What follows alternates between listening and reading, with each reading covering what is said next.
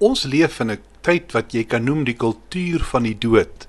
Want sake soos abortus, genadedood, ondersteunende selfdood is algemene onderwerpe vandag.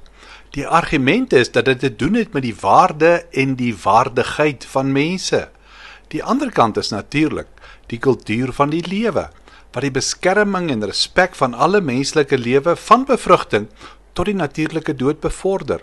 Die grondslag daarvan, beslis vanuit 'n godsdienstige perspektief, is God se voorsienigheid van lewe aan die mens en die beskerming daarvan in die Bybel.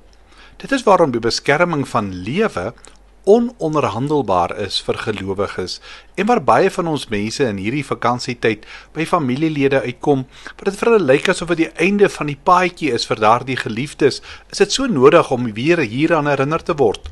Jy sien, dis 'n toenemende verskynsel, dat wetgewing goedgekeur word, waar volgens ondersteunende selfdood vir mense met ernstige ongeneeslike mediese toestande beskikbaar gestel word. Die Britse parlement het byvoorbeeld onlangs gestem om die wetsontwerp goed te keur om ondersteunende dood te wettig. Hierdie goedkeuring het natuurlik 'n baie donkerder ondertoon.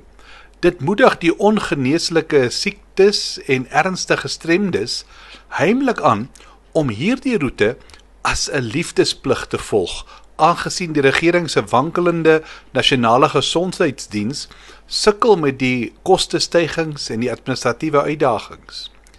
Met 'n tydsgewrig wat al meer die rug op die Bybel draai, sal gevalle van gewettigde dood al meer en meer versprei. Aangesien woordvoerders van Bybelse instansies ook al meer toegewings aan sekulêre humanisme maak, gaan genadedood 'n aantreklike oplossing word om dierversorging vir terminaal siek mense te staak. Dit word alreeds 'n mensereg genoem, iets wat deernisvol en nodig is vir 'n goed geordende, finansiëel gesonde samelewing. Die waarheid is egter, dat wanneer die Bybelse beginsels laat vaar word, die rasionalisering van wat verkeerd is, die uiteindelike gevolg is. Maar daar's ook mooi stories. Weet jy, iemand met die naam van Cicely Saunders.